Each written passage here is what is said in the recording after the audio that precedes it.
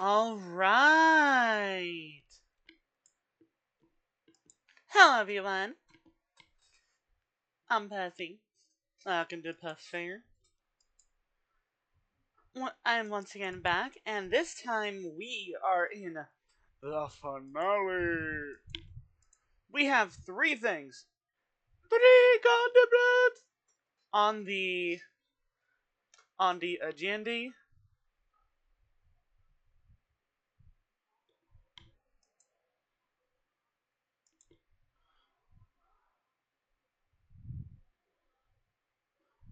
First off, let's see. What was this thing? Oh yeah, right.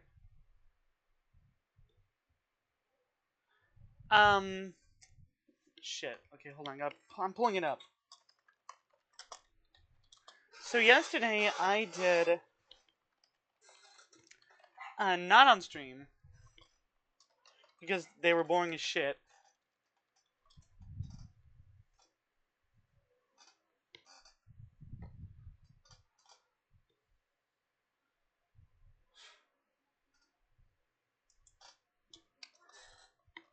But I will play the cutscenes now because I will say they at least have more shit to them than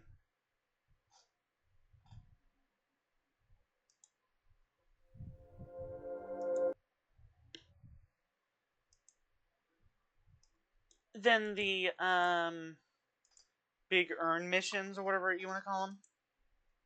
PG tuber. Wait. Okay, turn on. There we go. This video is by Gamer's Little Playground. Okay. We're going to find... Okay. Smuggling, auto theft, get Greco units. This is pretty well made, I'll tell you what.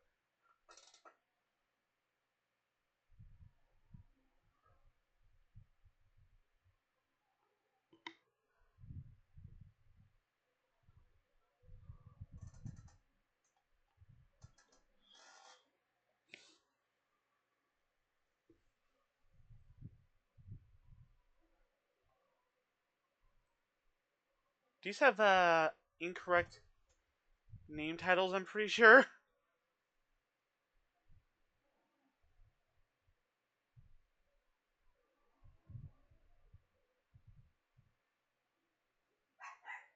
Shit. Damn it, I'm trying to find the best way to show you them all. How about we go by character, right? Yeah, okay. How about this one?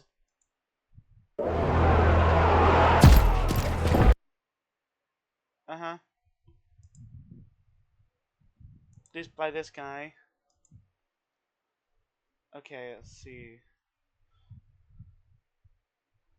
I'm not showing you the one where you can kill him. And I, for a little bit, considered the idea of just not showing you the cutscenes that were associated with their loyalty missions. But I decided, nah, I should at least let you see them.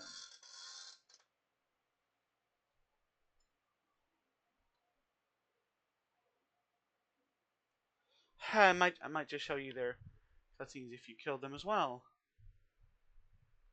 Fuck it, I might.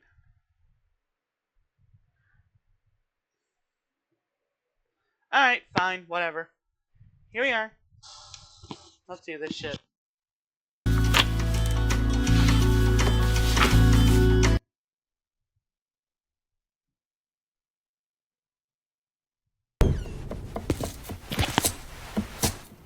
You cook. My ma's bucatini recipe. What the fuck is this, like, quality? What? You're telling me this is high quality? Jesus. Thought I'd give it a try. She back in Empire Bay? No, she passed a while ago. You got any folks back there? Looks better on the stream. Take a look at that paper.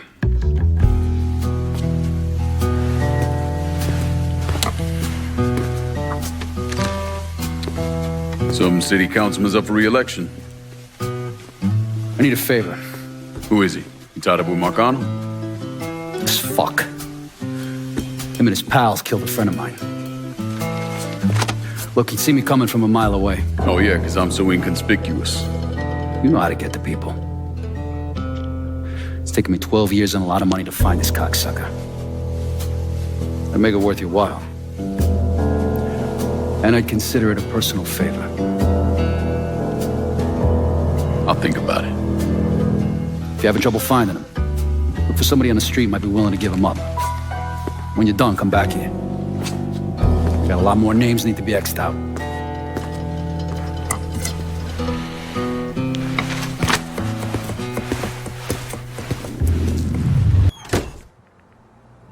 I handled the last of that problem for you. Okay, so what this doesn't show you are the little missions in between.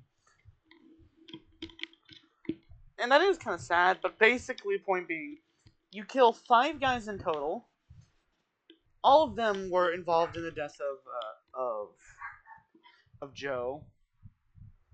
And also, if you're wondering, wait, how did all of them end up in Empire Bay in New Bordeaux? He does, I think he says either in this next cutscene or at some other point in the questline, he said, South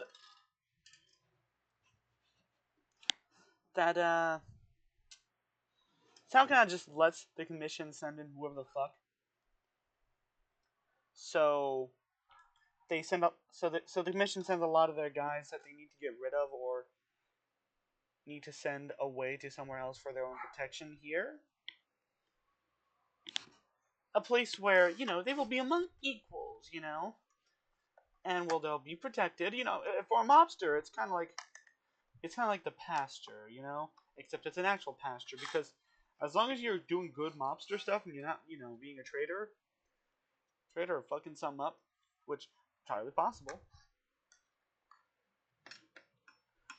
you'll be fine. And that doesn't mean you have to get straight back into life. You can just spend the rest of your life just kind of coasting. Like the first guy, he ran for office. I mean, but yeah, point being, anyway. But, cutscene. Oh. Shit. So it's really fucking over. God damn it. You all right? Yeah. It's just, means Joe's really dead. Good friend of mine. It's more like family.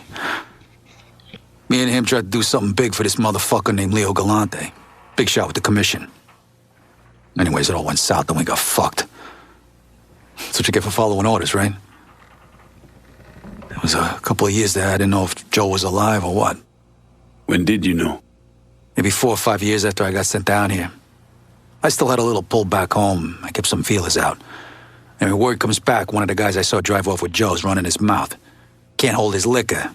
And someone heard him going on about some loudmouth Leo wanted him to put down. Yeah, that same loudmouth cost this guy his front teeth and cracked one of his eye sockets. Sounds like Joe didn't make it easy for him. You're goddamn right. Ain't no one taking Joe Barbaro down without a fight. Joe managed to get loose. Was on the run for a while, went to Chicago, thinking a couple of guys up there would help him. Instead, they turned on him. Anyways, in the end, it went how it went.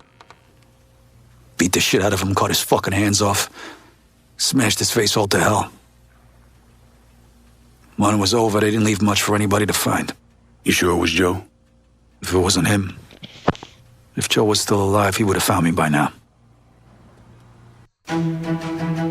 Ew, ad. I swear, these YouTube ads are getting worse. But yeah, there's some other stuff he says during that, but I'm not gonna give you everything. I have worked out in my head, but I am giving you the cutscenes for if you fuck them enough that they, want to fuck back. Get it? You get the idea. And then we'll discuss Vito Scaletta as a character, since I did a little bit of that yesterday when I was playing it off stream. I swear, funny shit happens when I'm off stream anyway. I'm gonna say quietly because I haven't actually seen this one myself, or at least in a while.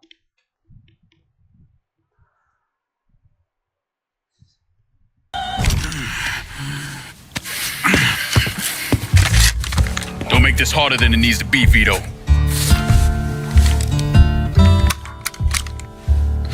Damn thing's empty anyway.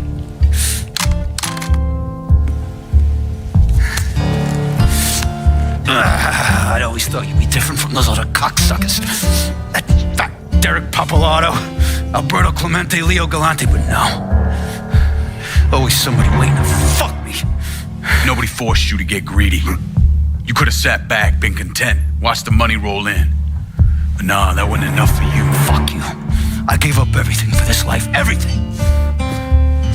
Look where I ended up. I deserve better.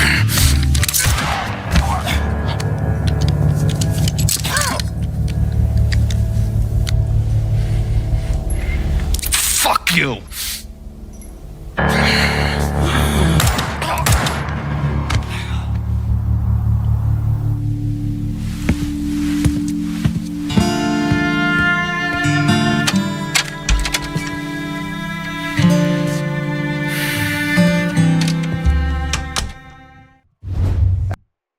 You don't need to see that because that's a little bit of spoilers.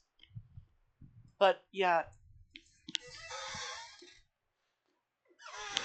as much as people be like, "Oh man, us Mafia 2 fans hate this game," and yeah, it's true. Mafia 2 fans get fucking annoying about this game. I've seen so many goddamn videos where it's like Mafia 4 fan-made trailer, and it's just like Joe being like, "Vito, it's me. I'm on the phone. We gotta do something," and they go back to Empire Bay. It's just like the most like self ejaculation type shit, you know.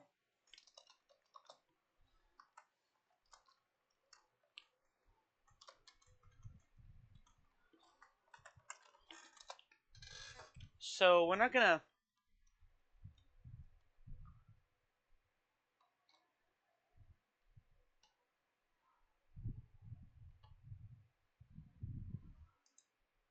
Let me know if you need anything.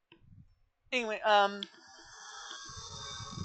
but the truth is, the game really does try to be good to Vito. Truly, it's a lot better to Vito than the Mafia 2 was to Tommy Angelo. Seriously. The plotline of what happened to Joe Barbaro, they could have gone a few different ways. They could have. But they found I think the best way. And can't tell you it until we get later on. But they could have gone the path of. Okay, it's a little bit of spoiler, so. Fuck it, I'll tell you anyway, right now. I won't tell you how if you're unfamiliar with the game. I'm assuming that if you're watching this, you're familiar with the game, but fuck it. Anyway. There's several ways that it could have gone. They could have gone the path of Joe didn't die. Joe didn't die. He's a puppet in a white boy. Puppet in a white. Ought to find Beto. That's a reference to a video. Don't worry about it.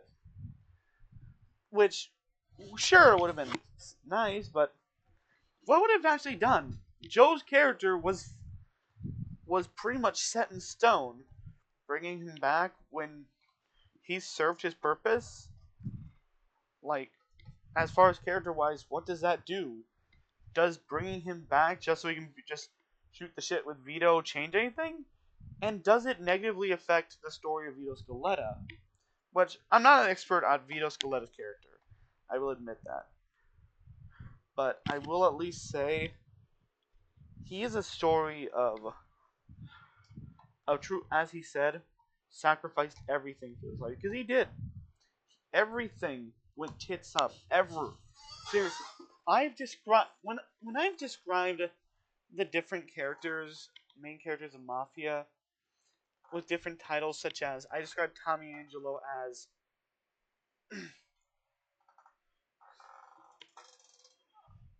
the Chariot, not as in reference to, yeah, but more like literal, you know.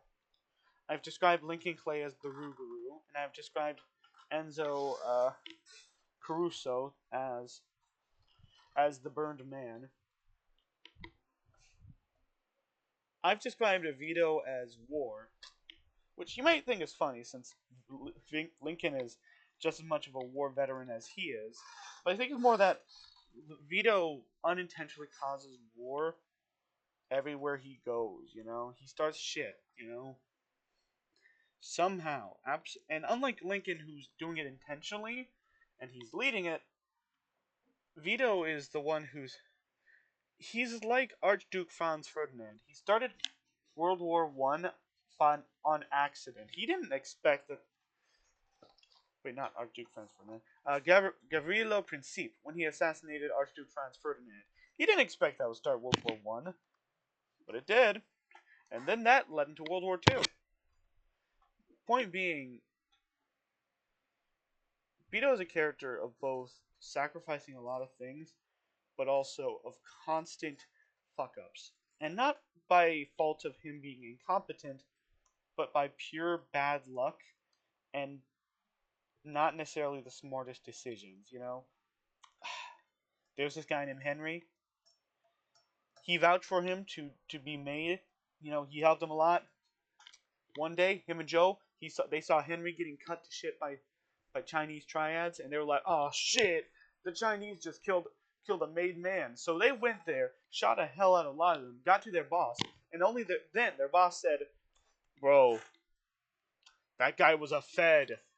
We were killing him because he was a Fed." And they're like, "Oh shit, he wasn't lying. Henry was a Fed this whole time. I personally vouched for him to come in. We just started a massive thing with the Chinese because in the name of a Fed." Which basically, is what leads into the ending of Mafia 2. So how does Joe bring Joe back to life just so we can shoot the shit with Vito fix that? I think it would undercut it, but without killing him. Killing him is serviceable. It says what it is, and you know what? If the game just ended with that cutscene as far as their story, that would be fine. In fact, the thing they actually chose doesn't actually change much from that, because it's more focused on, yeah, all that happened, and Vito is, as far as Vito's concerned, Joe's dead, and now he just has to sit there and think about it. He's been holding on to vengeance for so long, trying to get back at the bastards who killed Joe, after what he felt like was horrible betrayal, which probably kind of was, yeah. But, and now it's done.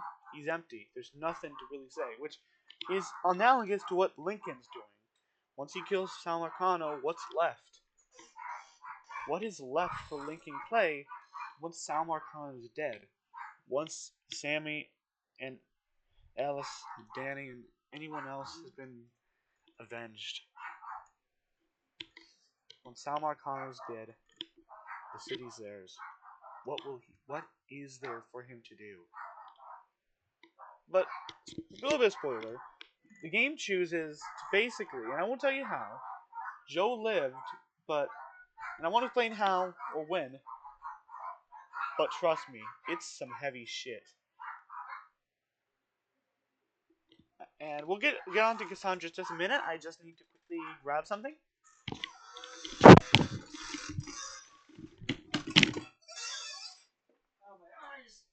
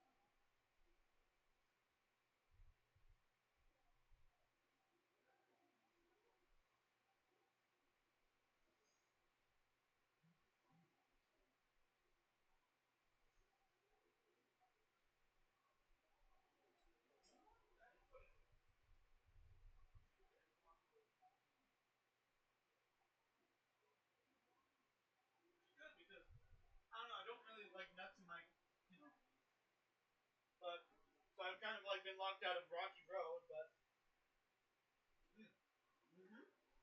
I said,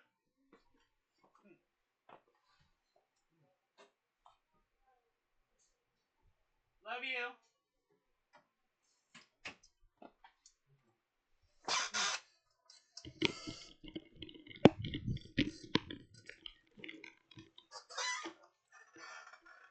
I am back. Let's play the Cassandra cutscenes because when I played her thing, I actually skipped him because I knew I'd be coming back to watch him. So, Let me know if you need anything else, shall we?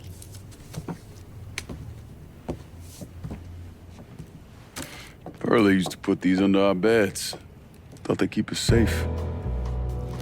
Fear drives people to seek out all manner of protection. God, the invisibles, the Loa. But sometimes, that is not enough. No weapon formed against us shall prosper, right? Not with a 45 in my hand. I was gonna say, man, her accent keeps fucking changing. But I realized she plays up her fucking Haitian accent whenever it suits her, and whenever it doesn't, she just sounds like black woman from the South, you know?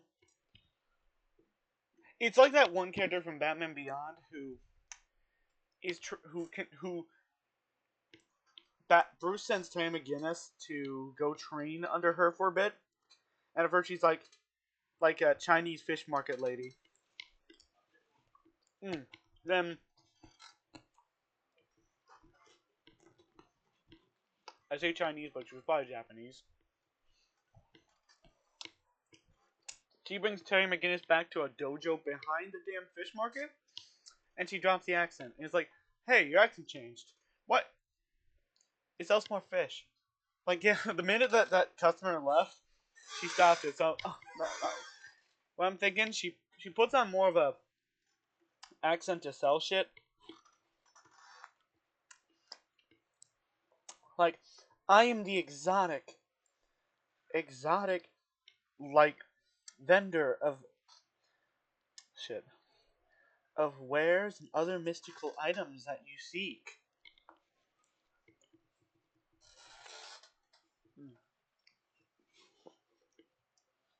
And then the minute that they leave, alright, Lincoln, I need you to get me some guns. The white government says we don't have a right to arm ourselves, that we can't be trusted. But the folks around here, all they looking for is a little peace of mind.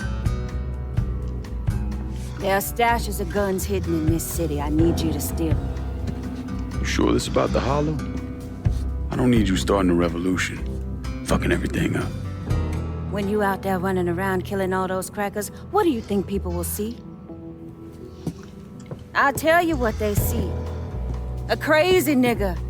A nigga part of a savage whole that needs to be exterminated. Well, I don't give a shit one way or another. They can come after me. And what happens when you're not around and another black man or woman is, huh? We all the same to them. Don't you think the people of this neighborhood, the mechanic, the housewife, have a right to defend themselves? History tells me that giving you more guns might be unhealthy for me. It's not like that. Not anymore. I'll see to it they get in the hands of the right people.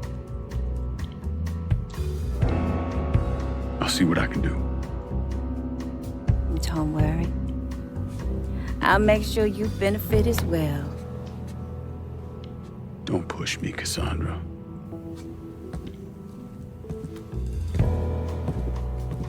You know, at some point you're gonna have to trust me. Maybe. We ain't there yet. This is definitely interesting. A few things to note. First off, the tension between them is hard. Very thick, you know. Makes sense.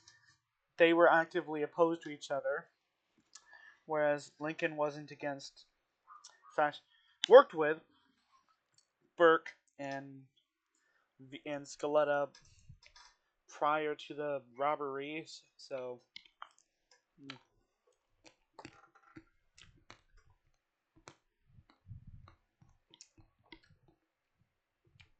I mean,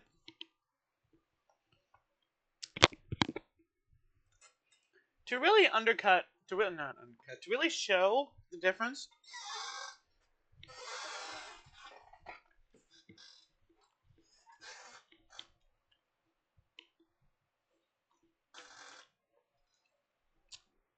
Lincoln finds Cassandra by stalking one of her men, and with the capability to kill all the other men with him, and forcing that guy to give him a location. Unlike with Burke and Vito, where he basically just strolls on up. I mean, there was an idea that of maybe I had to get a little bit hands-on because, well, Vito works with Marcano, but obviously that didn't happen.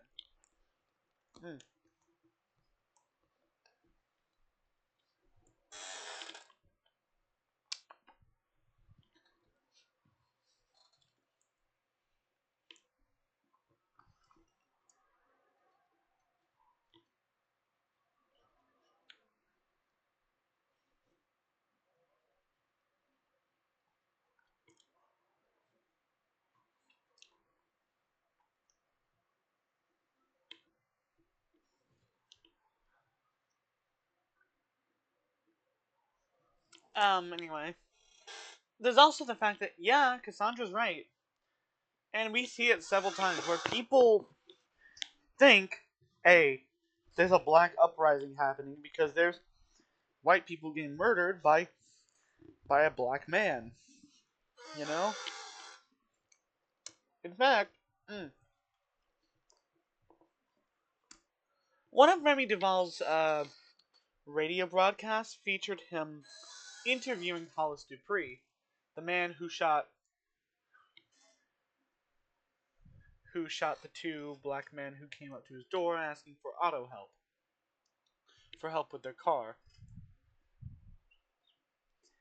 And on the stream, and on the radio broadcast, he says he's heard about all the black on white crimes recently and thought it was like that. Now, whether he said that because he genuinely meant it, or maybe Remy told him to say it,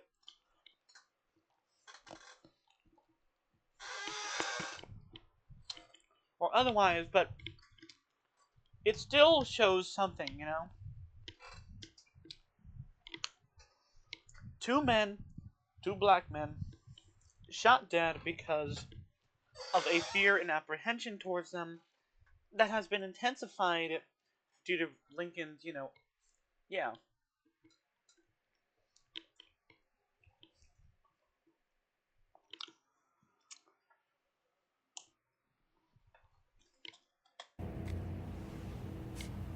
There's a cutscene here that I'm not going to really show you. Ooh.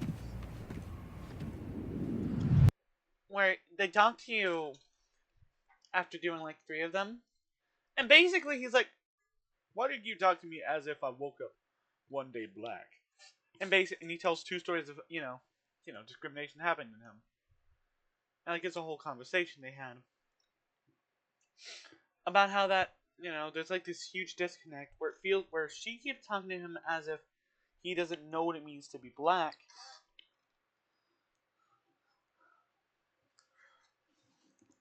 And, other such.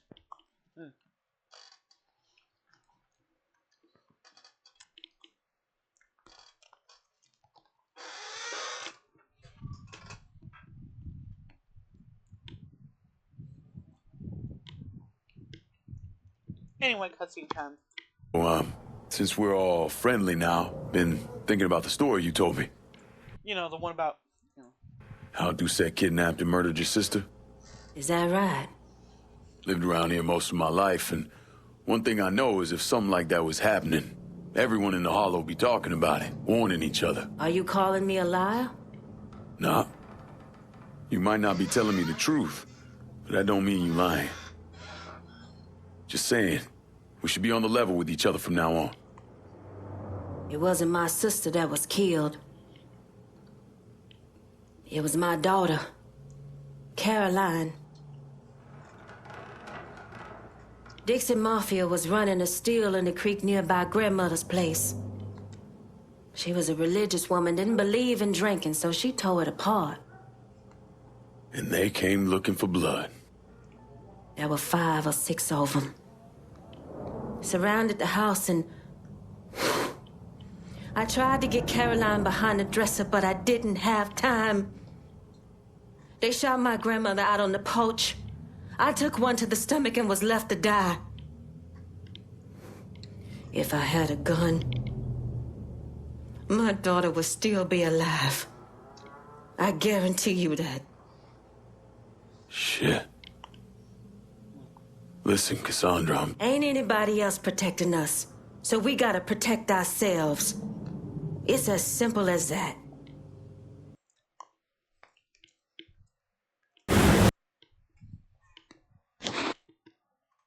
Mm.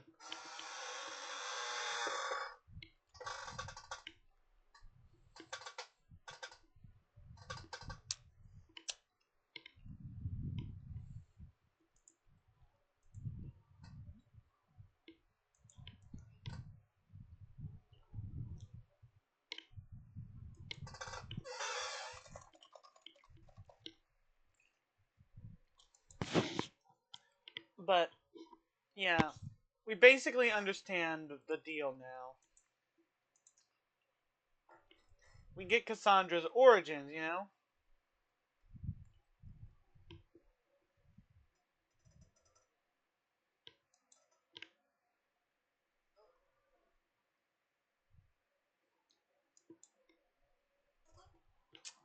And we were, given a story, of heartbreak that,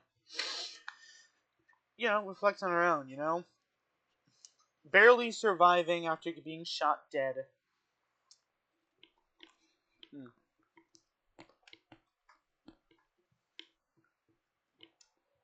But the rest of your family died.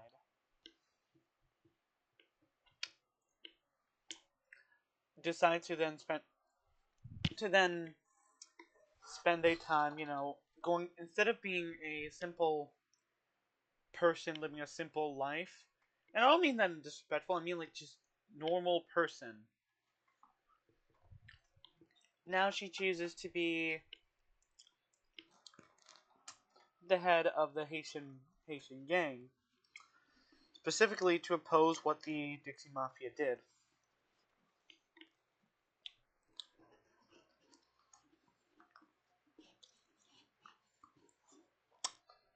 Maybe that's part of why she doesn't didn't like Sammy. He worked for Marcano, and so did the Dixie. She felt like that he didn't do enough to stop fight the Dixie, maybe, and so on.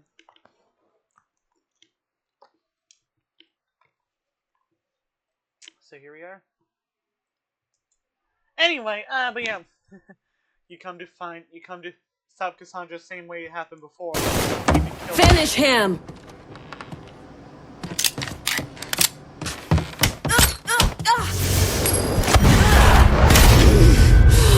I'm not dying like this. I think you are, Tiger. Yes, you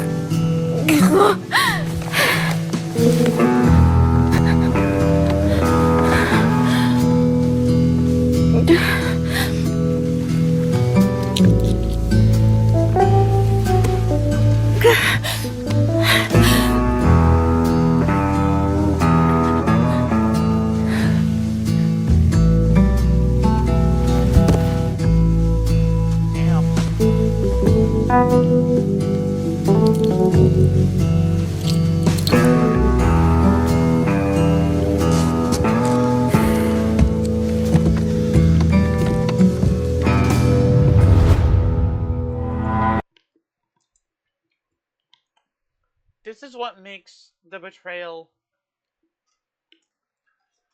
far more heartbreaking.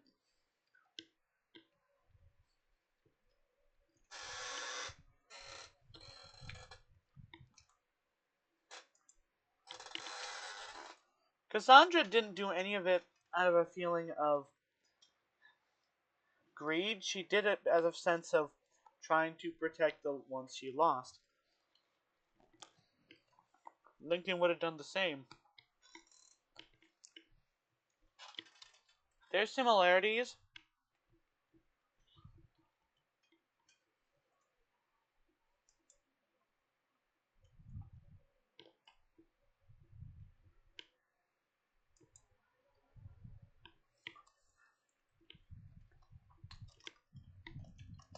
It's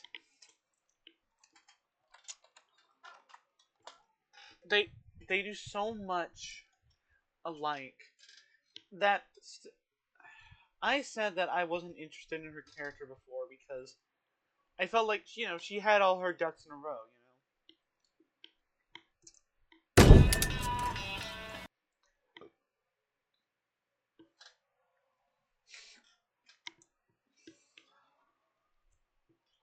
But I see that's because we supposedly do. We're driven to do something.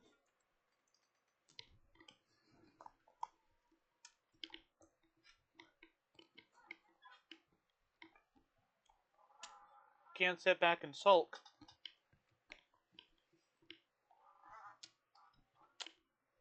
And she doesn't. Instead of making a whole speech about Lincoln fucking her over or something, she just simply shows that to Lincoln, and Lincoln definitely feels regret.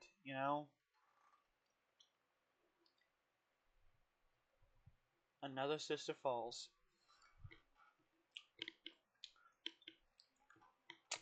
Anyway, Burke.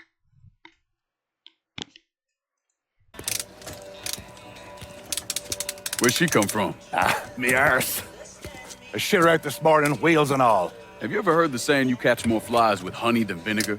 Have you ever heard the saying, what is that one there, yeah? Go fuck yourself. A few times. Saying about you, lad. It's personal. I got it covered. I need your full attention on what we're doing here. Can't have you running around with your head up your ass.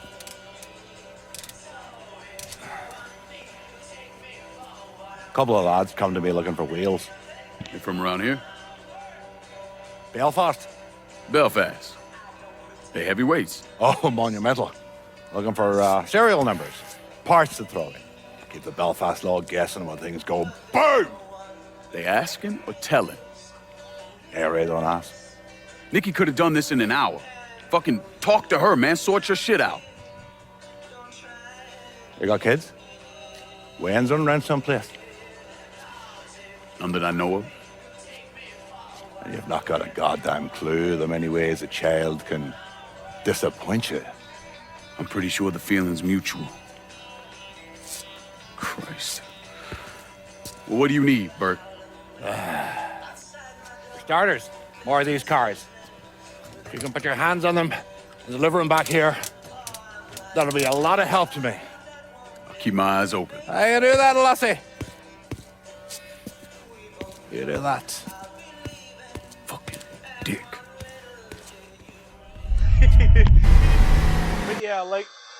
But yeah, seriously, it's just chop missions.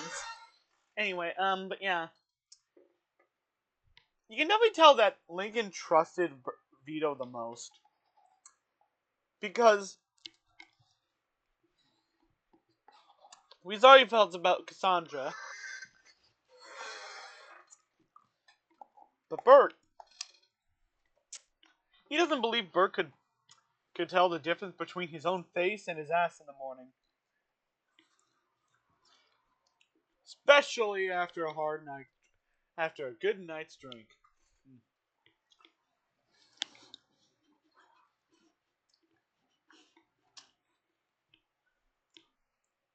Which, fair enough, we find his ass at the bottom of a bottle. And Nikki, being a good friend to Lincoln,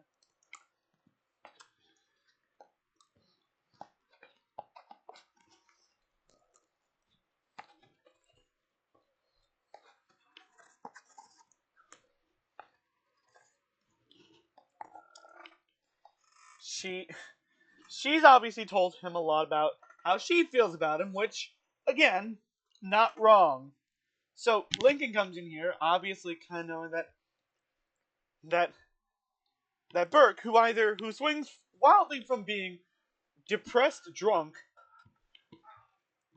to shit posting,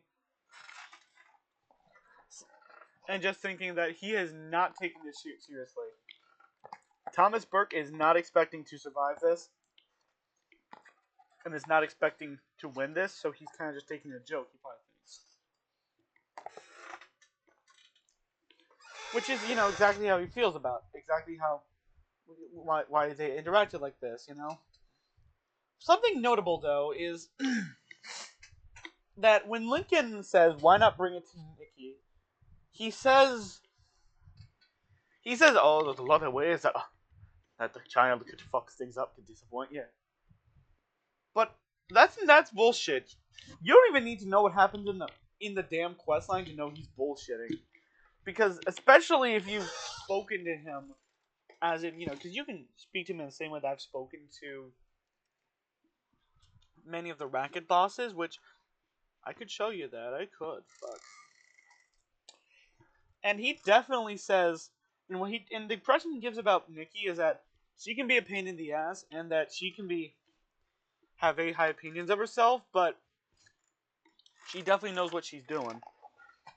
So this isn't so it's kind of comes out of left field for him to say this. Now, if he were talking about Danny, that'd be a different deal, because of the little that we saw of Danny, we kind of got the impression that he was kind of just the funny guy, kind of a little bit, yeah. That whole thing was like, did you fuck up my car? And also, like, all of them, like, shooting the shit, and he's like, and, like, Burke calling them all jokers, which, that's saying something, that Burke calling them all jokers, right, But not Nikki. The one who's serious, straight to the point. Got the shit damn pack.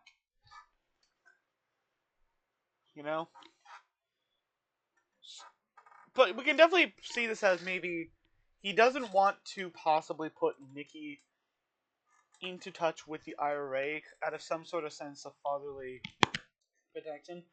This whole thing shows you the actual whole damn mission. I ain't showing you that shit. Trust me, this shit is long-winded. But trust me, it is. It took me longer than that. Seriously, it was 5 rounds of get 3 cars. Now, sometimes they're easy. Sometimes they weren't. It was kind of bullshit. Point being. And time for this. That should be the last of it. By the way, the middle cutscene, because there's a middle cutscene for Cassandra, Vito, and Burke. Cassandra's was like them being like commenting on the fact that Cassandra talks to him as if he's not black, and Vito kind of talking a little bit about Joe a little bit before the big thing. Burke's was basically him first, like making a fuck ass cough, and then Lincoln being like, what the fuck is all this shit? Does he have something like on Danny? On Nikki? He says, and that almost activates something in Burke, like the implication that. Fucking, I'm just gonna let you see it. Fuck it.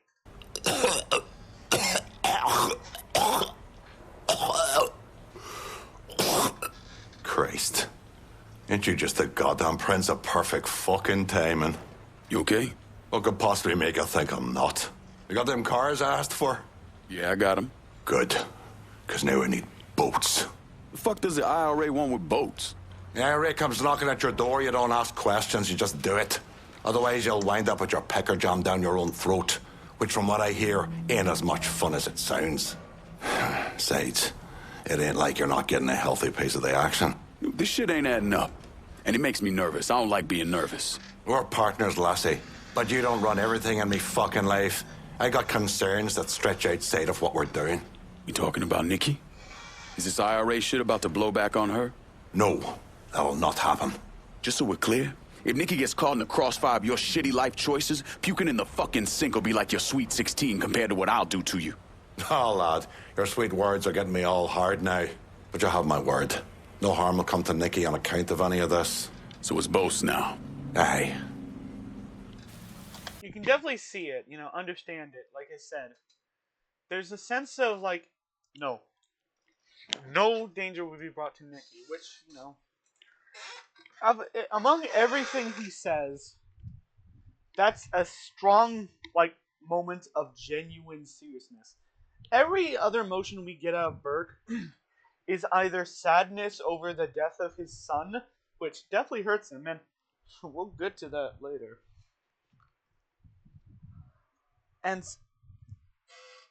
And being a crass, rude, drunk old man.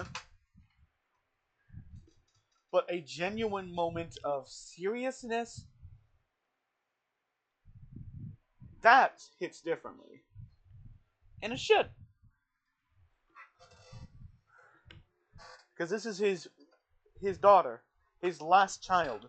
The child who very specifically doesn't have the highest feelings on him. We heard her say at one point, sometimes I feel like I'm back when he loved me, but then suddenly it's gone. Like, damn. But we'll get there. We'll get there. You'll see why, dear listener. That should be the last of it. Is that a fact? If it moves on wheels or floats on water, I brought it in. Now what the hell is this all really about? As a father, you got one fucking job. Keep your kid above ground. And I failed. Miserably. Danny, he understood the risks. No. Danny did whatever I asked him. He never questioned a damn thing. He trusted me. Nikki wants out. Away from me, away from this goddamn city. And I'm made to help her. But that takes money. How's the IRA factor into that? They don't. I've been selling everything to some fellas I know out in the East Coast. Why the fuck didn't you just tell me that in the first place? I didn't want Nikki finding out. I was trying to do one thing right by her. And I was still able. Are you still able? I'm dying, goddammit.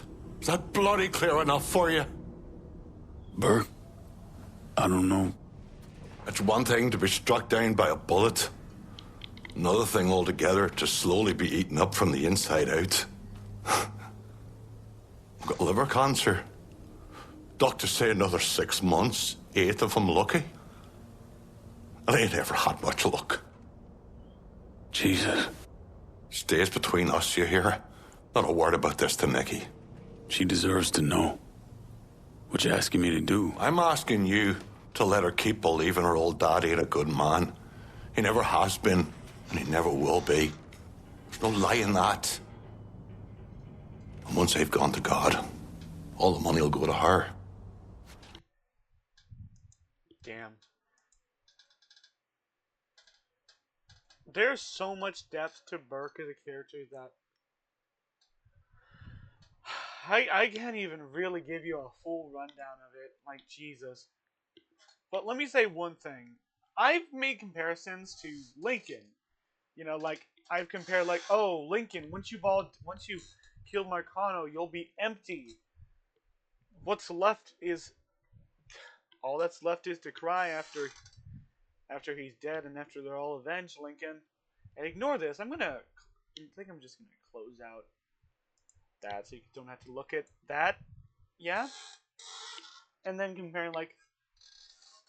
in comparison to Lincoln's story. But with this one, I'm not comparing I'm not comparing Burke to Lincoln. I can compare Nikki to Lincoln. And how that Lincoln wanted out of this.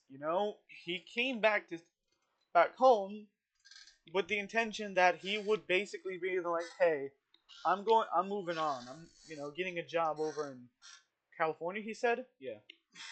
He's moving along,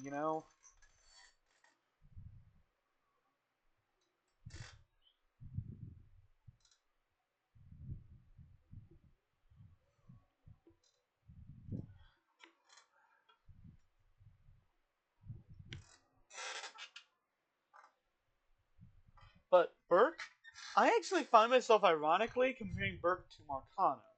Now, they're different men, definitely. But there are similarities. Mainly, they're both fathers. Also, you can hear my voice like doing an impression of somebody I've heard recently. So sorry. Like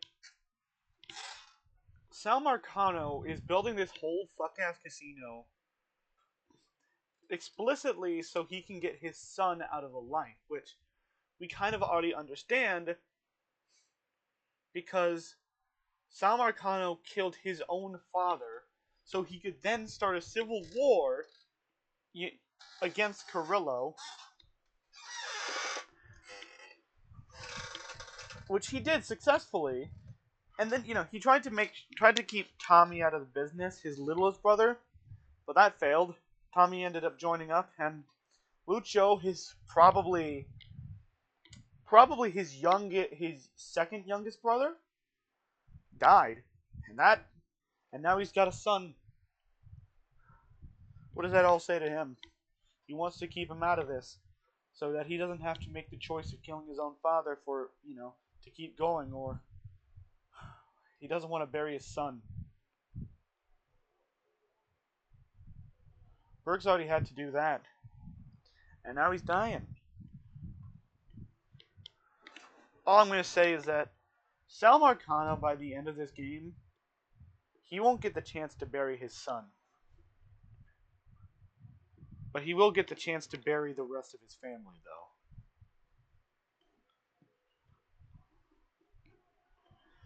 A feeling like that he wants to make something right. Do something right.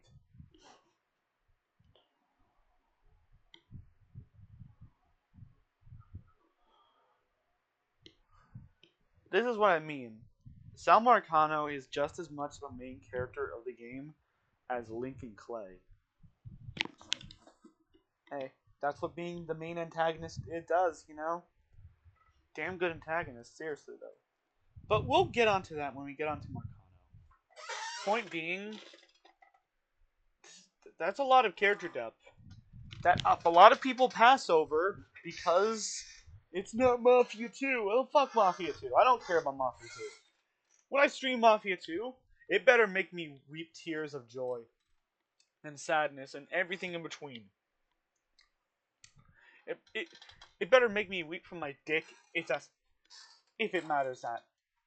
It doesn't matter. Just make me feel something deep and true. Because I hear all this shit about Mafia 2. Yet, from my time that I spent playing it, I never really got much of that. I'm not saying it's bad. In fact, it's very good. I think it's good. But I just think that being told all about how great it is and how that this game's so much better than Mafia 3, which is my favorite, and then playing it and just like not all that, it kind of makes me disappointed. Whatever. Point being, let's focus on the game.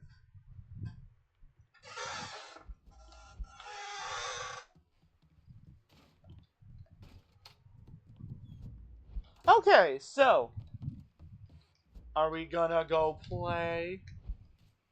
Are we gonna go do it? Need someone to get this cash out in the box. Well, a little bit no. And you may ask, what the fuck do you mean? This is the finale stream. Keep this safe. And you haven't even Show me what you got. Okay. your ass hasn't even gotten to the actual ending.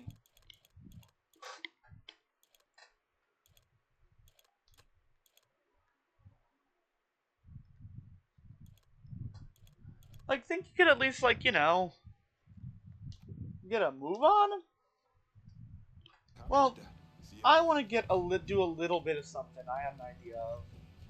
Because what I want to do is both show you this game, but also have fun with it, So here we are. Also, by the way, the cape on this outfit is bugged. It literally goes through the bottom of the car. Anyway, so what are we doing? Well, I'm going to take a quick second, do something, and I'll be right back, and I'll tell you. Okay? Okay. Also, I didn't collect all the collectibles because, who the fuck cares? Thanks so much time.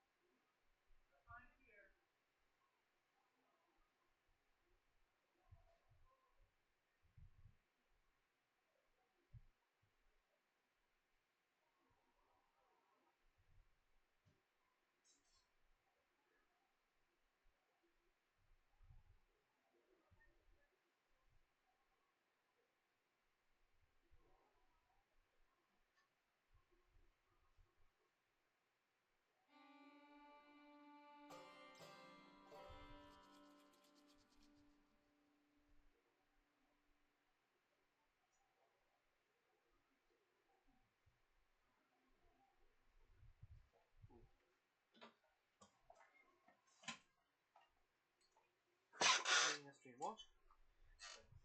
Good to know. Good to know. Good to know. Thanks.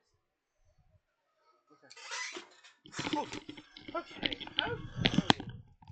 So what are we doing? What are we doing? I didn't actually say. Well, let's get back to the house, and I'll explain it.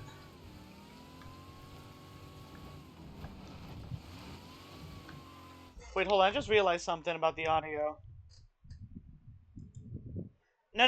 The audio's fine. Okay, so what are we doing? Well, I've seen a lot of YouTube videos where some guy gets on front of a green screen and talks about where does every body of water in Red Dead Redemption 2 go? Where did the power lines go? Which, we're not doing that here, because that's fucking asinine. Though there are some good stuff there, obviously.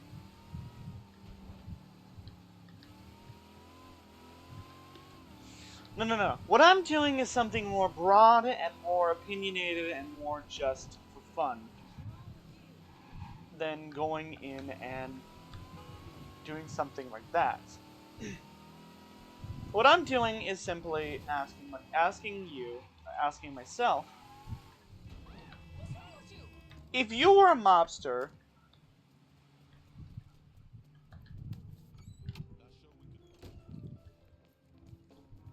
classy ass place. But the truth is about it, it's not supposed to exist. Lincoln was never meant to have something good. It's all just a dream, really. Lincoln's supposed to be sad that and regretful about what happened. He's not supposed to actually build something.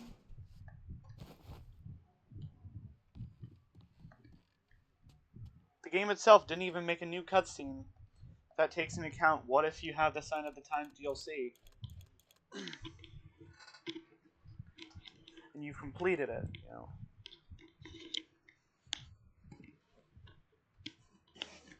Or you've started the Aunt Lily, whatever. You get the idea.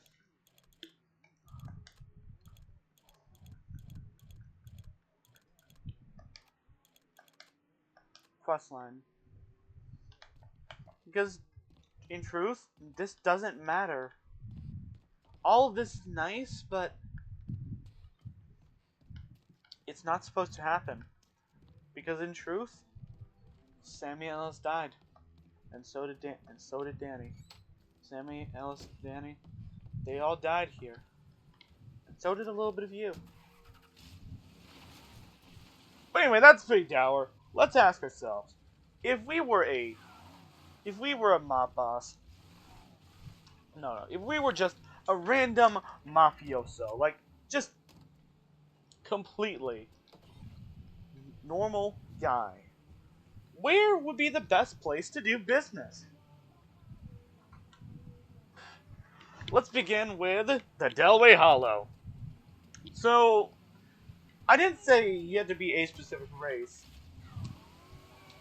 but being a mobster in the Delway Hollow kind of sort of does necessitate that you are a black man.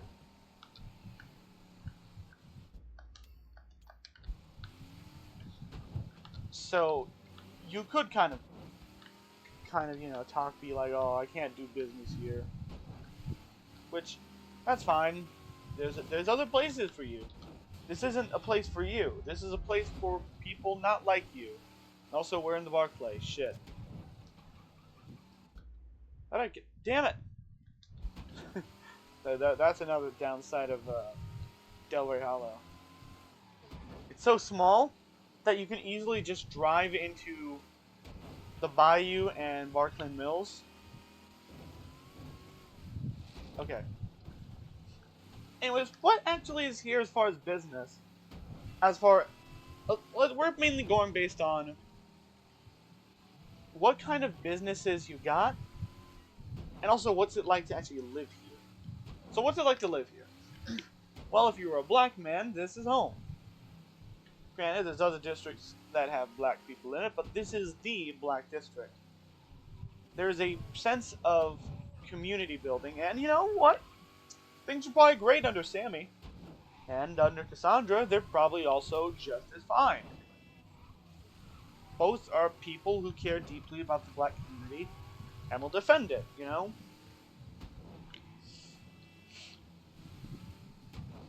Though, the period of time that the Dixie Mafia was in power was not easy.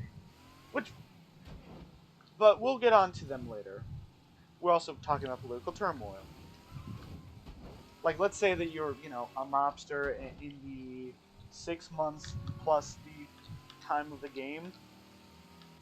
So it's about business, like, opportunities here. Actually living here. And safety.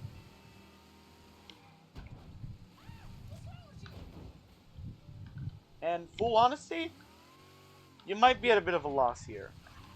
Because for the 6 months-ish period that Lincoln Clay is down for the count after Sal Marcano killed the heads of the Black Mob, this place is under the control of Richie Descent and the Dixie Mafia, and they instituted, really bad business. And again, if you were a black mobster, you probably got pushed aside. You probably got shot or killed. Especially, yeah. The only way you'd survive is if you ran into hiding.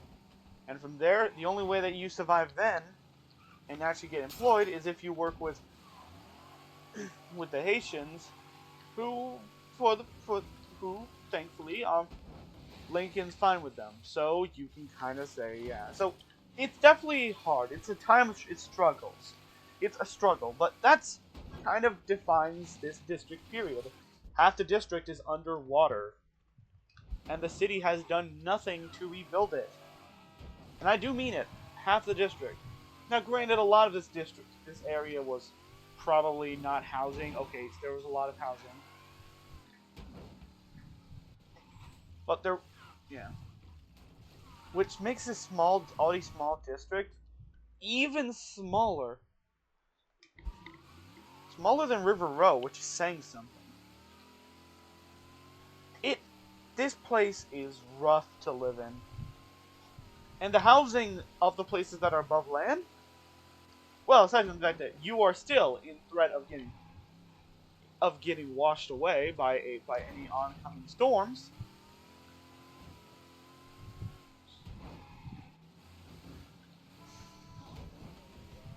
There's also the fact that you're essentially living in separate but equal housing, you know?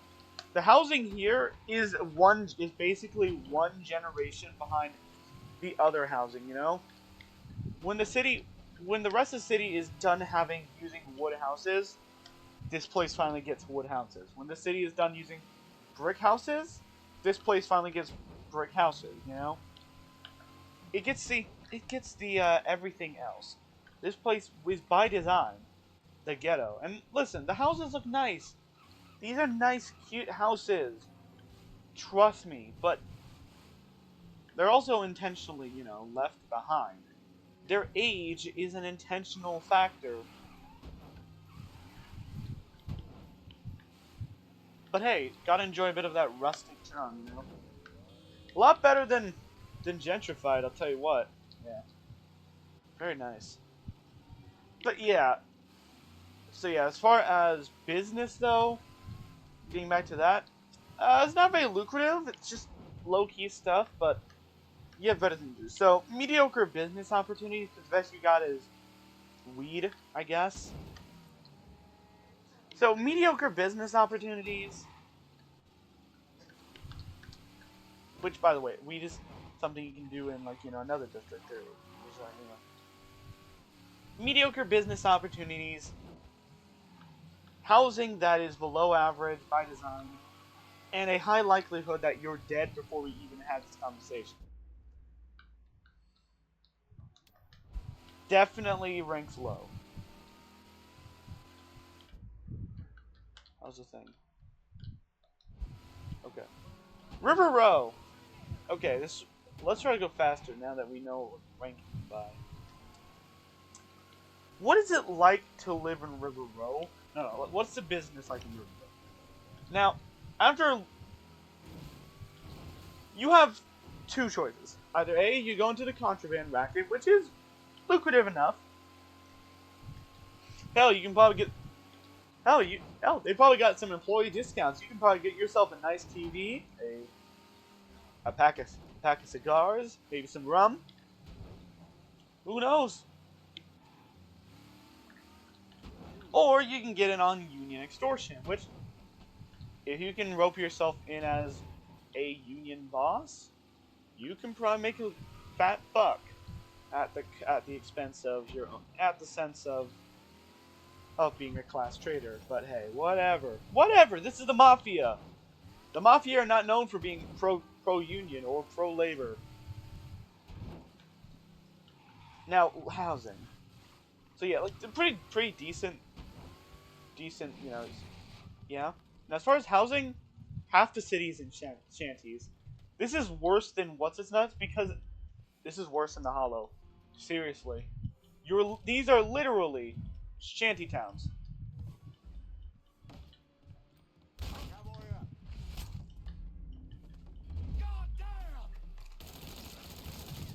This is not great.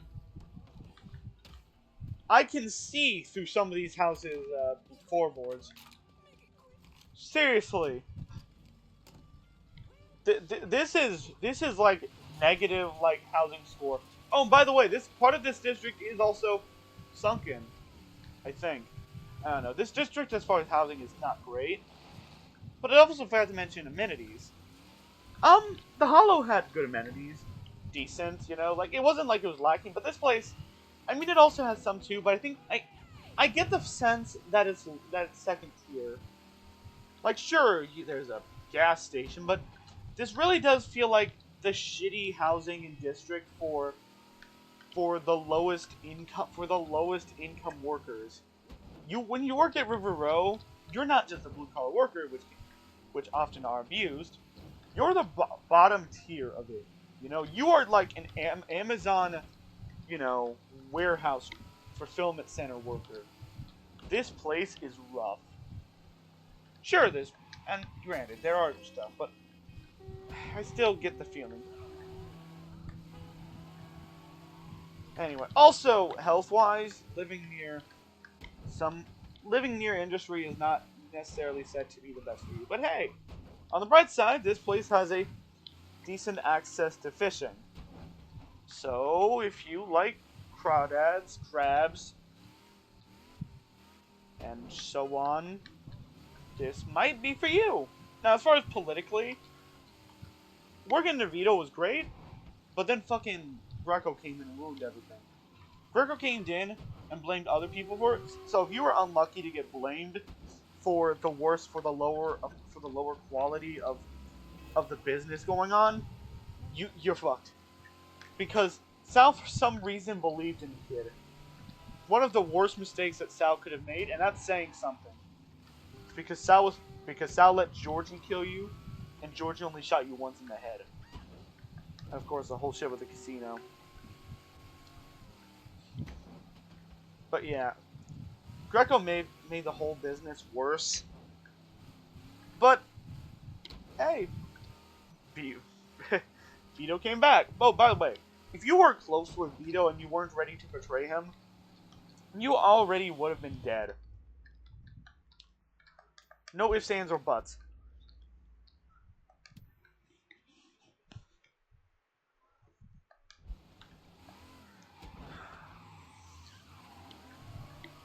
So, in all, housing that is even worse than the Hollow, with political safety that's worse, because unlike with the Hollow, where you might survive just as long as you keep your head down and you don't appear as a threat, because we don't know exactly what the Dixie Mafia did to the remnants of Black Mob. Probably wasn't great, good, but if you kept your head down, you might and scattered after the death of Sammy Robinson, you might have survived. And after Sand, guess what? Cassandra's a strong leader. Oh wait, we're in Southtown. But with River Row, you're dead.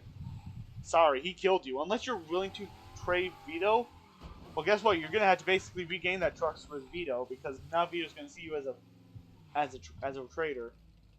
But hey, whatever. So are the bosses of the two rackets, and hey, they're here. Unless Lincoln decided to kill them. But yeah, bad housing, bad living conditions, bad everything. But good business. So take it as you will. Okay, River Row. We're jumping from one of the two worst districts to one of the best. This is the entertainment district, but it's not just pure entertainment. This is a big district. You can do a lot of shit here. A lot of varied businesses. You know, there's room for warehouses and blue collar work. So if you live here, that doesn't mean that you can't live here if you're poor. Meaning you have a decent access to some of the amenities. In fact, some of it is, you know, yeah. But also, you know, this is a district that has entertainment in it. Also that bar. If you like entertainment, if you like movies, sports, all that stuff, this district might be for you. Also, look at these buildings. They can really fit a lot of people in here, into these little apartments, you know? They can fit a lot of people in here, and it's not even that bad, you know? I mean, it's not necessarily great, but hey, you know what? For a city, that's pretty good. Look at all this architecture. Good shit. I say all this because, and look at that nice little thing. This city can really be described as, we got Frisco Fields at home, seriously. I mean, that's what the, fencing, the black market racket said. You know, selling like stuff so that you can live it up like you're in Frisco Fields without actually having to pay Frisco Field prices. This place does feel like that. So as far as living here, it's great. And business, gambling, crimes, and fencing are good, pretty good businesses. Tommy Marcano was a as described was a real middle class kind of mobster. You know, middle management. They said, yeah, middle management. And that's good. Look at this place. You can do a lot of shit here. So I guess that kind of leads into one of the problems. If you were a mobster and you worked under Sal Marcano, you were likely to die. Because listen, when Lincoln came through, the chance that you got killed because you either by Lincoln or because, well, if you're not paying up, well, you're dying, are likely. But thankfully, Tommy Marcano, sure, you know, he's Marcano, but I get the sense he can be fair.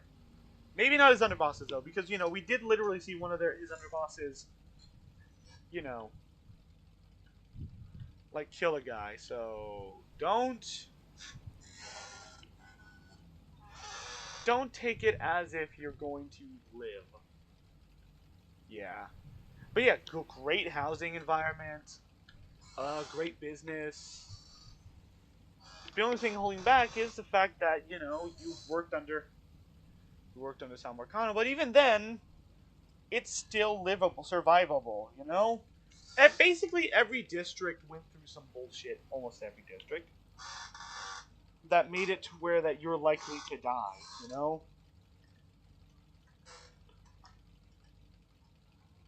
that you're likely to have been dropped. You know,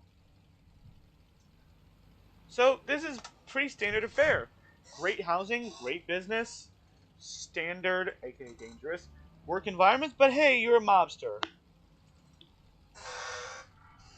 Hey, if you're a mobster who has a family, your family are gonna enjoy it. Hopefully, when you die, they're not in danger.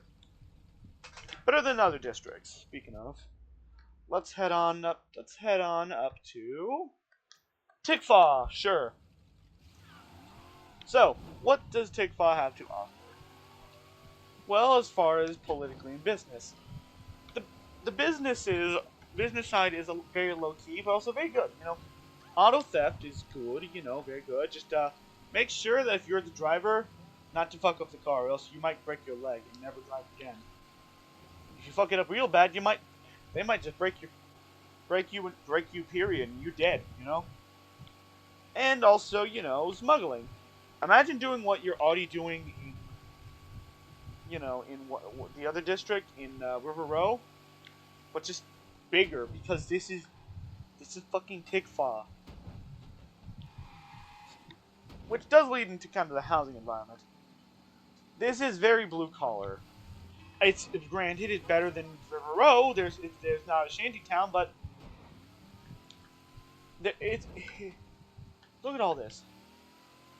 It makes, unlike River Row, which at least were, you know, warehouses,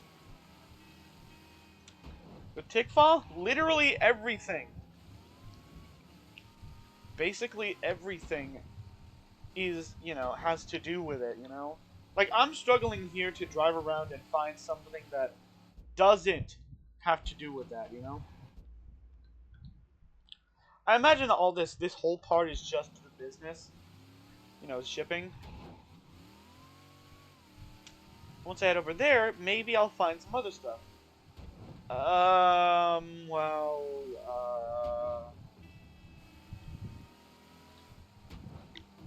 yeah, I'll be honest. Unless I start seeing some apartment buildings soon, I'm gonna say you can't live here. I mean, it's not a hard drive, but I'm just saying. Yeah, no, it doesn't seem like the living conditions are very good because it doesn't seem like there's much places to actually live here. You know? Granted, that just means that we just drive from Point Verdun, which we'll get to Point Verdun, we will. But it really does seem like that this place is designed as you go from Point Verdun to come here. But if we're solely